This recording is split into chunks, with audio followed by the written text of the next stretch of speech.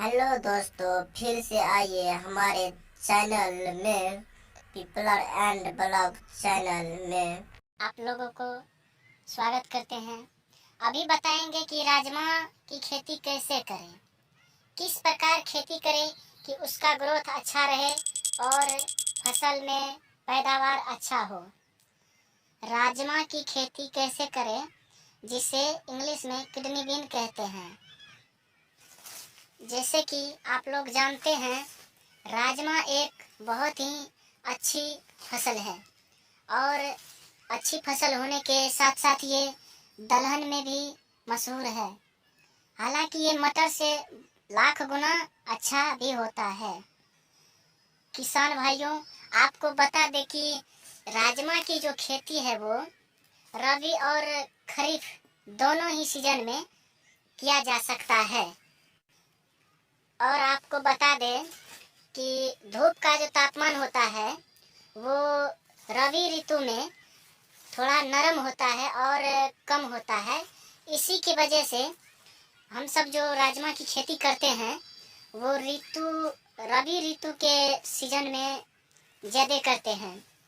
और यह मेरे ख्याल से या कि आप लोगों के भी ख्याल से हर एक क्षेत्रों में किया जाता है।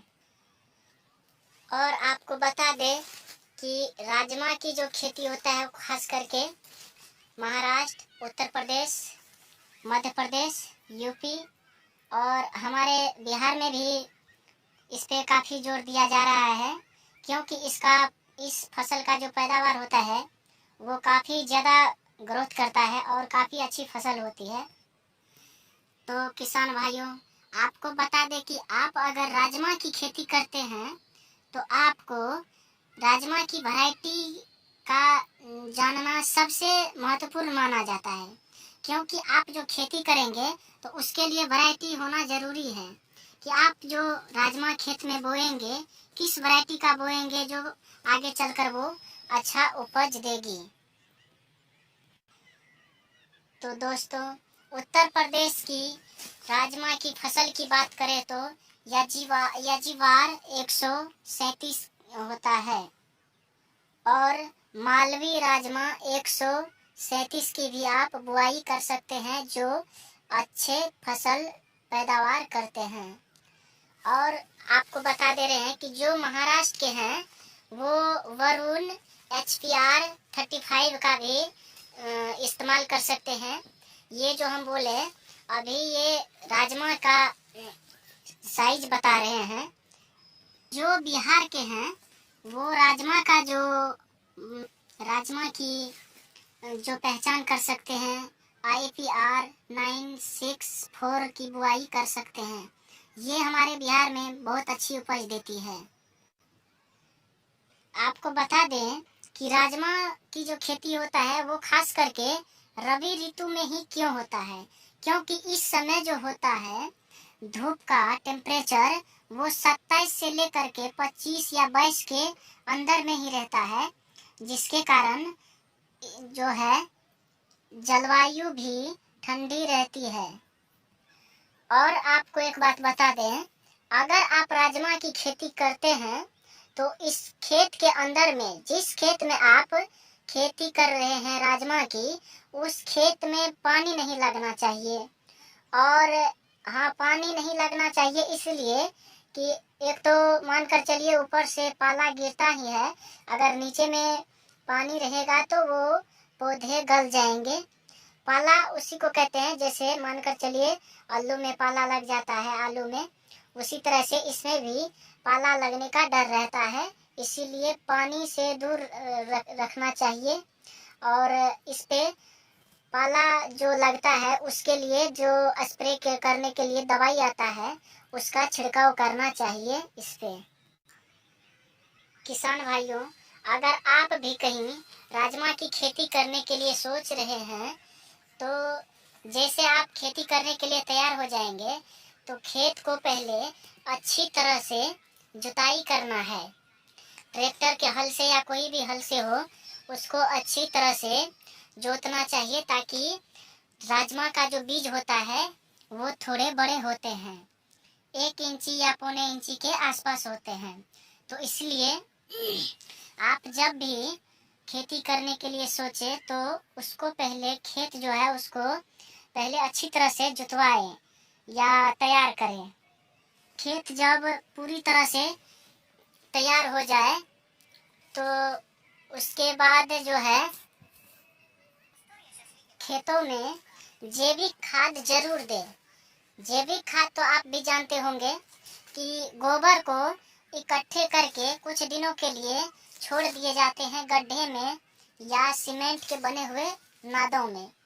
फिर जब वो सड़ जाता है पूरी तरह से खाद की तरह हाथों में आने लगता है, जैसे हम बुआई कर सके उस तरह बन जाता है, तो फिर आप उसको खेतों में यूज कर सकते हैं। तो उसको जैविक खाद कहते हैं, क्योंकि ये हमारे यूरिया, डीएपी, पोटासी सब जो होता है ज़्यादा असर करता है जैविक खाद। और जिस खेत में जैविक खाद हो और उस खेत में अगर आप राजमा लगा रहे हैं तो बहुत ही बढ़िया परिणाम देखने को मिलेगा। उसमें राजमा का जो है फल भी बड़ा दिखेगा।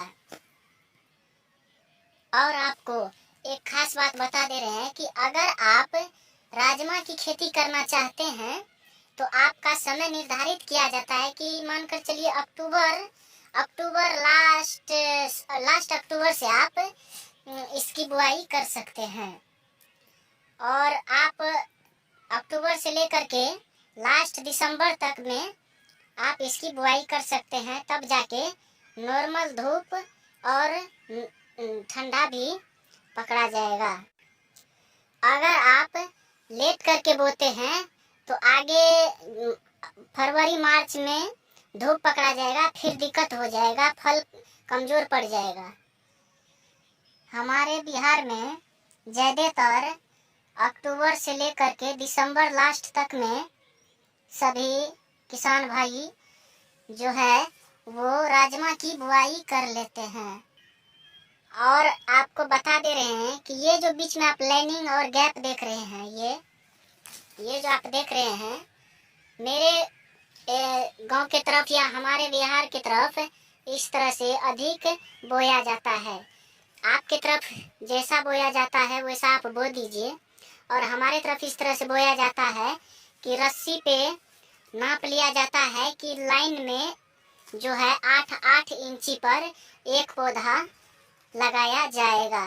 और आपको बता दे कि ये जो आप लाइनिंग देख रहे हैं, ये लाइन बाय लाइन का जो आप लाइनिंग देख रहे हैं, ऐसे समझिएगा। ये जो आप लाइन के बाद लाइन देख रहे हैं, ये लाइन के बाद लाइन, ये जो गैप दिख रहा है, ये इसके बाद ये लाइन, इसके बाद ये लाइन, वो है 12 इंच पे। और लाइन में जो है, इसके लाइन में जो ये दिया हुआ है वो 8 इंच पर बोया गया है। और आपको बता दें, आप जब भी राजमा की बुआई करें तो उसमें जैविक खाद देने का ज़्यादा प्रयास करें, क्योंकि इससे क्या होता है, इससे हमारे राजमा की ग्रोथ भी बढ़ता है और उसके साथ जो है पौधे भी अच्छे होते हैं, फल भी बड़े होते हैं और फल भी ज़्यादा लगते हैं। इसीलिए आप जैविक खाद का ज़्यादा से ज़्यादा प्रयोग करें तो वो आपके पौधे के फसल के लिए या ग्रोथ के लिए बहुत ही अच्छा रहता है। अभी तो हमारे खेतों में फल नहीं लगा है, ना अभी फूल आया है। जैसे ही फूल और फल आएगा तो हम फिर अगले वीडियो में आपसे मिलेंगे। और अगर आप हमसे फिर मिलना चाहते हैं तो सब्सक्राइब कर दीजिए और लाइक कर दीजिए। बेल बटन को दबाना ना भूलें, क्योंकि उससे आपको मेरे वीडियो का नोटिफिकेशन मिलता रहेगा। और जैसे ही हम वीडियो डालेंगे वो पता चल जाएगा आपको कि हाँ वीडियो बन चुका है, जो आगे बताएंगे। और अगले वीडियो में इसके बाद बताएंगे। जय हिंद, जय हिंद, जय भारत।